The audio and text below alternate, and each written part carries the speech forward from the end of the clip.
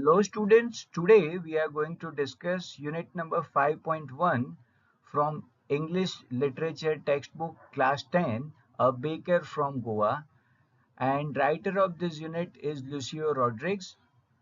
तो ये a baker from Goa, ये पूरा जो यूनिट है वो गून कल्चर के इर्द गिर्द और स्पेसिफिकली गून बेकर के इर्द गिर्द घूमता है।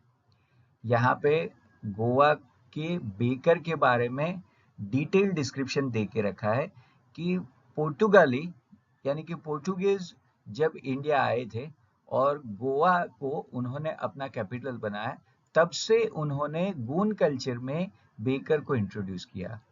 अब आज की बात करें तो पुर्तगालीज तो चले गए, पर आज भी गून कल्चर में ये जो बेकर है उसका इम्पोर्टेंस जो का त्यों बना रहा है।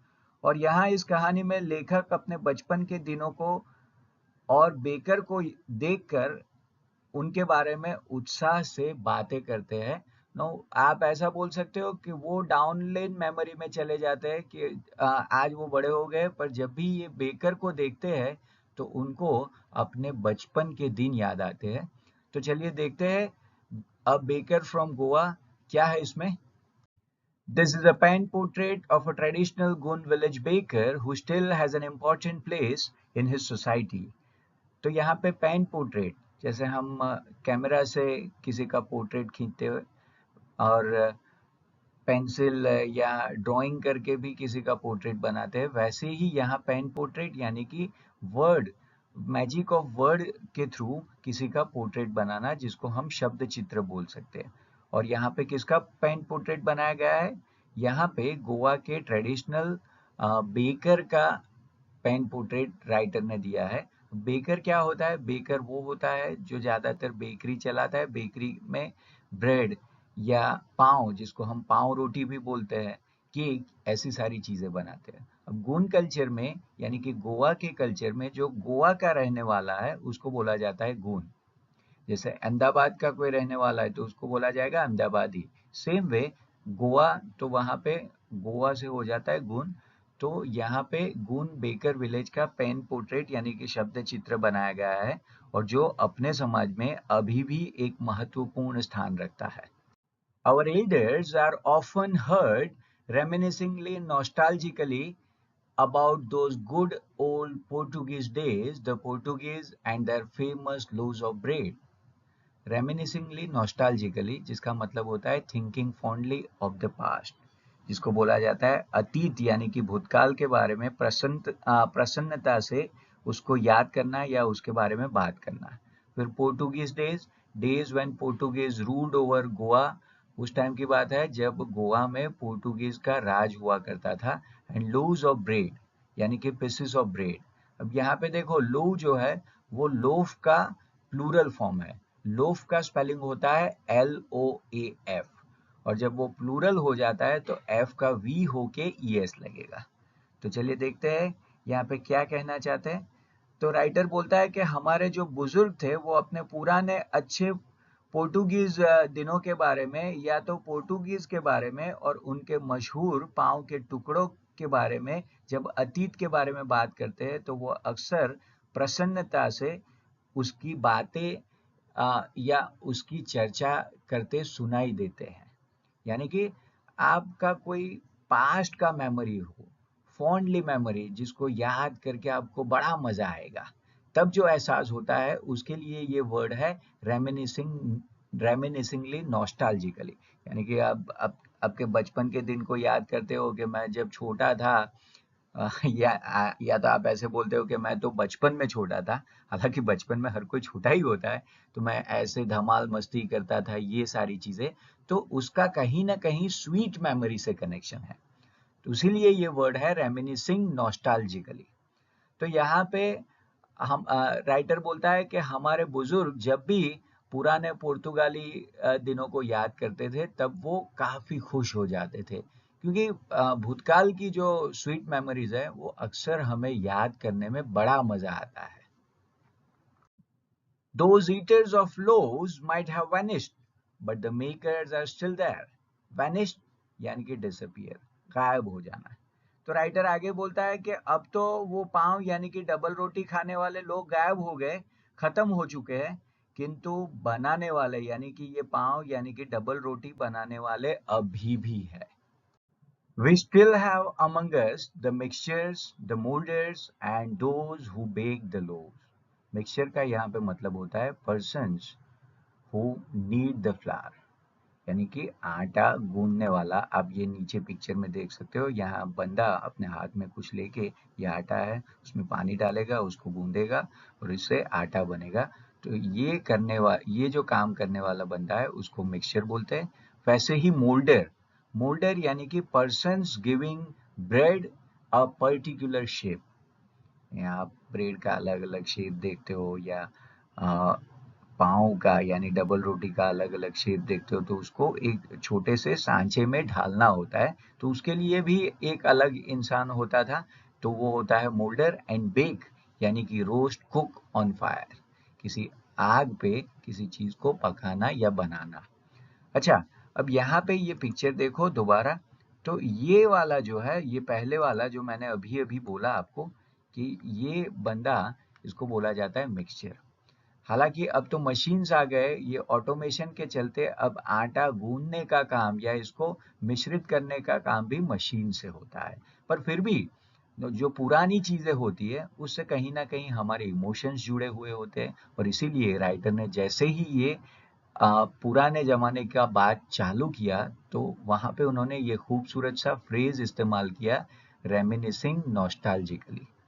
तो राइटर बोलता है कि अब हमारे बीच ये आटे को मिश्रित करने वाले लोग नहीं रहे, उसको सांचे में डालने वाले लोग नहीं रहे, पर और पाँव को पकाने वाले लोग आज भी है. यानी कि काफी सारी चीजें चेंज हो गई है आज के दौर में. अब पुर्तगालीज नहीं रहे, उसके साथ साथ ऐसे मिक्सचर जो आटा गूंदते थे या उसको मिक्स करते थे वो भी नहीं रहे. मोल्डर्स यानी कि वही आटे को गूंदने के बाद उसको अलग अलग मोल्डर्स में, सांचे में रखने वाले भी नहीं रहे. पर एक बंदा आज भी कायम है, बरकरार है, और वो है बेकर.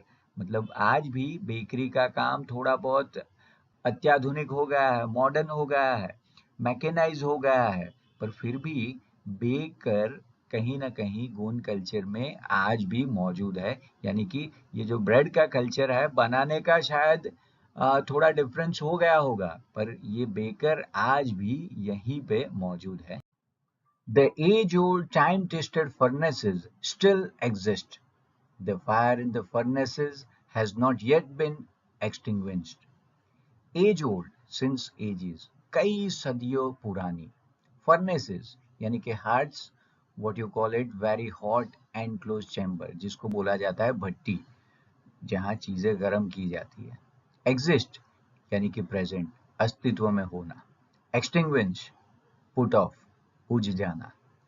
तो राइटर यहाँ पे कहता है कि ये युगों पुरानी समय की कसौटी पे खरी उतरी हुई भट्टियां अभी भी अस्तित्व में है. यानी कि पुर्तगाली चले गए, पर इनके पीछे ये जो बेकरी की फर्नेसेस थी वो आज भी कहीं ना कहीं अस्तित्व में है, यानी कि जिंदा है. भट्टियों की आग जो थी वो अभी तक बूझी नहीं है. मतलब वो जो की त्यों है. जो शुरुआत पुर्तगालीज ने की थी उसको हमने बड़े ही नायाब तरीके से, खूबसूरत तरीके से अडॉप्ट कर लिया. The third and jingle of the traditional baker's bamboo heralding his arrival in the morning can still be heard in some places. Third, the sound of something falling on the ground. किसी चीज जब जमीन पे टकराती है तब जब वो आवाज आता है, इसके लिए ये वर्ड इस्तेमाल होता है थर्ड, यानी कि धम करके आवाज. आप लकड़ी को जमीन पे फोर्सफुली पीटोगे तो जो आवाज आता है उसको बोला जाता है third. And jingle, sound of bell, यानी कि झनकार आप बोल सकते हो, या खनखनाहट या टनटनाहट. जैसे ये बेकर घर घर में पाव रोटी यानी कि बन बेचने या ब्रेड बेचने आता था, तो वो अपने आने का ब्यूगल कैसे बजाता था. अब जैसे कोई चीज आई है तो वो सायरन या हॉर्न बजाएगा, तो उन जमाने में वो हॉर्न तो था नहीं, तो ये क्या करता था, उसके हाथ में एक बैम्बू स्टिक रहा करता था। बैम्बू यानी कि नो बांस, अ रोड ऑफ अ बैम्बू। अब ये देखो यहाँ पिक्चर में इसके हाथ में ये बैम्बू स्टिक है। अब जैसे ये आता था तो इसको जमीन पे पटकता था, इसका थ्रेडिंग करता था और उससे जिंगल का आवाज आता था। And that was a heralding. Heralding का मतलब होता है अनाउंसिंग द कमिंग ऑफ, यानी कि घोषणा करना। जैसे वो अमिताभ बच्चन बोलता है, अरे दीवानो मुझे पहचानो, मैं हूँ कौन, मैं हूँ डॉन। तो that is heralding of his arrival, कि भाई मैं आ गया। तो ये ऐसे ही ये बेकर सुबह सुबह जब आते थे गांव में, हर एक घर में जाते थे और वहां पे ये बैंगल से ब्रेड दे के जाते थे। अब वो आया, वो कैसे पता चलता, तो ये जो बैम्बू स्टिक है उसको वो थर्ड करता था और उससे जो जिंगलिंग नॉइस आता था उससे पता चलता है कि हाँ भाई अब ये बेकर आ गया, हमको ये चीज लेना है। एंड ट्रेडिशनल का मतलब होता है कन्वेंशनल, यानी कि पारंपरिक। तो ये बैम्बू बांस की लकड़ी को जमीन पे पीटने से पता चलता था कि ये आ गया। और आज भी गोवा के काफी सारे गांव में आज भी आप ये पारंपरिक बांस की आवाज सुन सकते हो, यानी कि आज भी ये गोंड कल्चर में कहीं ना कहीं बेकर मौजूद है। Maybe the father is not alive, but the son still carries on the family profession. These bakers are even today known as pager in Goa. Carries on का मतलब होता है कैरीज फॉरवर्ड, जारी रखना, किसी चीज को आगे बढ़ाना, जैसे का तैसा ही रखना। प्रोफेशन यानी कि जॉब, जिसको यहाँ व्यवसाय या धंधा बोला जाता है। तो राइटर आगे कहता है कि हो सकता है कि पिता अब जीवित नहीं है, फिर भी उसके बेटे ने यानी पुत्र ने अभी भी वो पारिवारिक व्यवसाय को सफलतापूर्वक जारी रखा है। और पांव बनाने वाले गोवा में आज भी पैडल के रूप में जाने जाते हैं। During our childhood in Goa, the baker used to be our friend, companion, and guide. He used to come at least twice a day. Guide means a person who shows you the path. मार्गदर्शक या पथदर्शक आप बोल सकते हो। तो writer ये गोन baker से इतने प्रभावित है, इतने फैसिनेटेड है कि ये बोलते हैं कि गोवा में हमारे बचपन के दिनों के दौरान ये बेकर हमारे मित्र, हमारे साथी एवं पथदर्शक हुआ करते थे। Once when he set out in the morning on his selling round, and then again when he returned after emptying his huge basket. Set out यानी कि started, यहाँ पे कोई चीज को शुरू करना। सुबह सुबह वो बेचने जाता था उसके सेंस में। emptying making empty, खाली कर देना। huge basket means big basket, यानी कि बड़ी सी टोकरी, जो भी बैम्बू यानी कि बांस से बनी होती थी। तो राइटर बोलता है जब हम छोटे थे तब हमने बेकर को देखा था, तो वो अक्सर दिन में 2 बार आया करता था। एक सुबह सुबह अपनी बिक्री के लिए, यानी कि अपनी ब्रेड, अपने पाँव, वो सारी चीजें बेचने के लिए। और ऐसे बेचते बेचते वो पूरे गांव में घूमता था, और जब उसकी पूरी बिक्री खत्म हो जाती, यानी कि अपने साथ लाया हुआ जो टोकरी था यानी बास्केट था वो खत्म हो जाता, तब वो दूसरी बार आता। ऐसे वो दिन में अक्सर 2 बार आया करता था। The jingling thud of his bamboo woke us up from sleep and we ran to meet and greet him. Why was it so? यहाँ पे ग्रीट का मतलब होता है वेलकम, यानी कि अभिवादन करना। तो राइटर बोलता है कि इसके बांस की जो धम धम झनकार आती थी वो हमें नींद से जगा देती थी, और हम उसको मिलने के लिए, उसके अभिवादन के लिए बेड से निकल के तुरंत ही दौड़ पड़ते थे। अब ऐसा क्यों था, मतलब ऐसा तो क्या खास था ये ब्रेड में या ब्रेड वाले में यानी कि बेकर में, जो हमको नींद से जगा देता था? Was it for the love of the loaf? Not at all.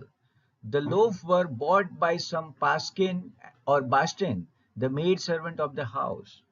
तो राइटर बोलता है कि ऐसा ये लगाव क्यों था ये बेकर के साथ जाने के लिए, जिसके लिए हम नींद से जाग जाते थे? क्या ये पाँव के प्रेम के कारण था, यानी कि ब्रेड के लगाव के कारण था? बिल्कुल नहीं। पाँव तो घर की नौकरानी जैसे सीता है, गीता नाम की नौकरानी है, वो जाके ले आती थी, वो जाके खरीद लाती थी, उससे हमें कोई लेना देना नहीं था। यहाँ पे पास्किन और बास्टिन यानी कि कोई भी रैंडम नाम जैसे सीता और गीता, नेहा और मेहा ऐसे, तो ये काम तो घर की नौकरानियां करती थी, उससे हमें कोई लेना देना नहीं था। What we longed for were those braid bangles which we chose carefully. Long for means waited anxiously. किसी चीज की चाहत रखना, वेट करना। ब्रेड बैंगल्स यानी कि बैंगल शेप ब्रेड जो आप पिक्चर में देख सकते हो। तो राइटर बोलता है कि हमें किस चीज की चाहत थी जो सुबह सुबह हमको बेड से जगा के उसके साथ लेके जाती थी या उसके तक खींच के लेके जाती थी। तो हमें चाहिए था बस वो बैंगल शेप ब्रेड जो हम सावधानी पूर्वक चुनते थे। अब जब होता है ना कि चॉकलेट होता है या रोस्टेड पापड़ होता है, तो अच्छा वाला अगर आपको कुरकुरा चाहिए तो वो ज्यादा जो रोस्ट हुआ है वो पकड़ के लोगे, और वो चीज करने में बड़ा मजा आता है। तो राइटर बोलता है कि जब हम छोटे थे तब हमको ये बैंगल शेप ब्रेड को सावधानी पूर्वक चुनने में बड़ा मजा आता था। Sometimes it was sweet bread of a special make. Special make का मतलब होता है स्पेशल डिजाइन, खास रूप से बना हुआ। तो ज्यादातर वो नॉर्मल डबल रोटी होती थी जिसको हम चुनते थे, और कभी कभी वो खास प्रकार की बनी हुई मीठी डबल रोटी होती थी। और जब मीठी डबल रोटी होती थी, समझो हमारा लॉटरी ही लग गया। The baker made his musical entry on the scene with a jang jang sound of his specially made bamboo staff. One hand supported the basket on his head and the other banged the bamboo on the ground. तो baker विशेष रूप से dramatic entry करता था। अब उसके हाथ में जो बांस का लट्ठा था उससे वो बैंग बैंग की आवाज निकालता था, और ऐसे वो म्यूजिकल एंट्री करता था। और उसका हुलिया भी टिपिकल रहता था। उसका एक हाथ टोकरी के सपोर्ट में रहता था और दूसरे हाथ में जो बांस था वो बांस को जमीन पे बजाता था। He would greet the lady of the house with good morning and then place his basket on the vertical bamboo. Greet यानी कि वेलकम, अभिवादन करना। वर्टिकल यानी कि परपेंडिकुलर, यहाँ पे सीधा रखना, स्ट्रेट रखना। तो ये टिपिकल रूप में ड्रामेटिक फॉर्म में एंट्री करता था, और वो घर की जो मालकिन थी उनको सुप्रभात करके उनका अभिवादन करता था और फिर सीधे बांस पर अपनी टोकरी रख देता था। We kids would be pushed aside with a mild rebuke, and the loaves would be delivered to the servant. Rebuke means disapproval यानी scolding। यहाँ पे डांट लगाना, माइल्ड रिब्यूक यानी कि हल्की डांट लगाना। तो गाली गलौज या किसी को नीचा दिखाने के लिए, इंफीरियर दिखाने के लिए नहीं, पर बच्चे इसके डिस्ट्रीब्यूशन में, इसकी बिक्री में बाधा बन सकते हैं, और इसीलिए ये बेकर उनको हल्की सी डांट दे के साइड पे धकेल देता था, और पाँव जो है वो घर के नौकरों को वो दिया करता था। But we would not give up. We would climb a bench or a parapet and peep into the basket somehow. Parapet, a low protective wall along the edge of the roof. ये यहाँ पे आप देखो picture में, ये है parapet, यानी आप जिसको हिंदी में मुंडेर बोल सकते हो, जिससे आप इजीली नीचे गिर ना जाओ, ऐसा एक सिस्टम रहता है।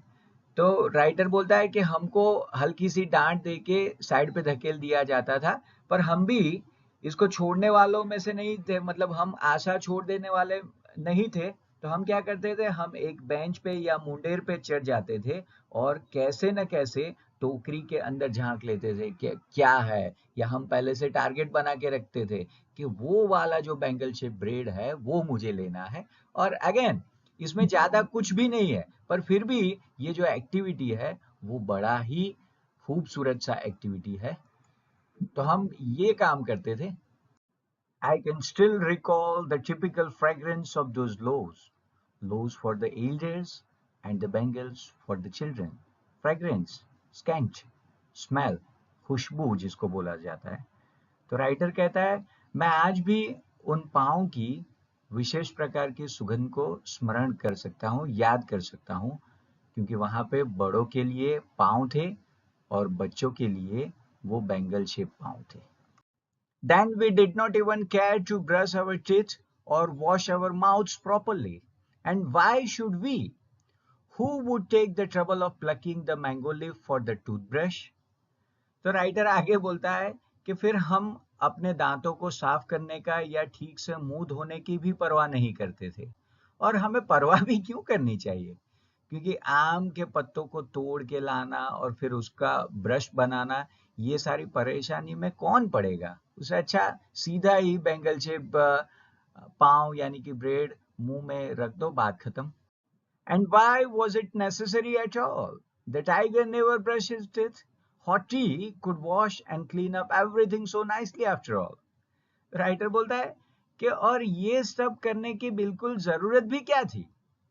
क्या कभी बाघ ने अपने दांतों को साफ किया है? सिर्फ एक गरम चाय का कप ले लो और वो हर एक चीज को अच्छी तरीके से धो डालती है या साफ कर लेती है, क्योंकि चाय गर्म होती है तो गर्म चीज हमेशा ज्यादातर कीटाणुओं को मार गिराती रहती है। तो ब्रश करने का क्या जरूरत, और ज्यादातर ये होता है बचपन में आपको ब्रश करने से सबसे ज्यादा इरिटेशन होता है, और राइटर ये भी एक आम इंसान ही है, तो इसके लिए भी ये सेम प्रॉब्लम है, इसको भी ब्रश करना अच्छा नहीं लगता। Marriage gifts are meaningless without the sweet bread known as the bowl, just as a party or a feast loses its charm without bread. Meaningless, useless, अर्थहीन जिसको बोला जाता है। बोल यानी कि एक स्वीट टाइप का ब्रेड है, मीठा सा पाव या डबल रोटी आप जिसको बोल सकते हैं। फीस्ट यानी कि पार्टी, दावत। चार्म मतलब ब्यूटी, सुंदरता। तो मैरिज गिफ्ट यानी कि शादी के उपहार मीठी ब्रेड जिसे बोल कहा करते हैं उसके बिना अधूरे है, अर्थहीन है। जैसे कि पार्टी या दावत में ब्रेड ना होने से कोई चाम, कोई आकर्षण नहीं रहता। यानी कि गून कल्चर में बेकरी आइटम एक इनएविटेबल हिस्सा है जिसको आप कभी भी अलग नहीं कर सकते हो। Not enough can be said to show how important a baker can be for a village. इतनी बात कहने से आपको शायद यकीन नहीं होगा कि गोवा के गांव के कल्चर में बेकर का कितना महत्व है। The lady of the house must prepare sandwiches on the occasion of her daughter's engagement. Engagement यानी कि ceremony before marriage. जैसे कि शादी हुई नहीं है पर जैसे शादी आप तय कर देते हो उसको बोला जाता है इंगेजमेंट, जिसको सगाई भी बोला जाता है। तो अपनी बेटी की सगाई के अवसर पर एक घर की मालकिन को सैंडविच बनाना सबसे जरूरी होता है, क्योंकि ये एक गोंड कल्चर में एंगेजमेंट का ही एक हिस्सा है, एक ये रिचुअल है। यानी अगर आपको सैंडविच बनाना है तो उसके लिए भी आपको बेकर चाहिए, क्योंकि ब्रेड के बिना तो सैंडविच बन नहीं सकता। Cakes and bolinas are a must for Christmas as well as other festivals. Thus, the presence of the baker's furnace in the village is absolutely essential. Thus, in this way, इस प्रकार से जिसको बोला जाता है presence यानी कि existence, अस्तित्व, या यहाँ पे हाजिर रहना, absolutely, completely, संपूर्ण तरीके से, essential यानी कि necessary, आवश्यक। तो आगे जैसे बोला गया कि लड़की की सगाई में उसकी माँ को सैंडविच बनाना कंपलसरी है और ये एक रिचुअल का हिस्सा है।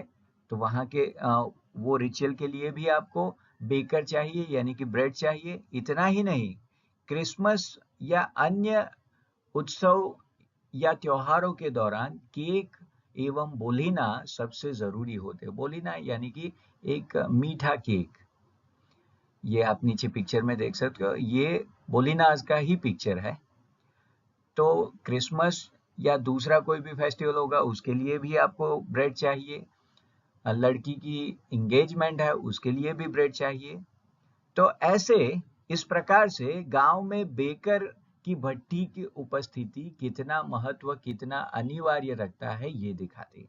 मतलब हर एक ओकेजन पे आपको बेकर का हेल्प चाहिए ही चाहिए, क्योंकि बेकरी से बनी अलग अलग चीज आप अलग अलग अवसरों पे इस्तेमाल करते हैं, और सिर्फ इस्तेमाल नहीं, ये आपके संस्कृति का एक भाग बन गई है।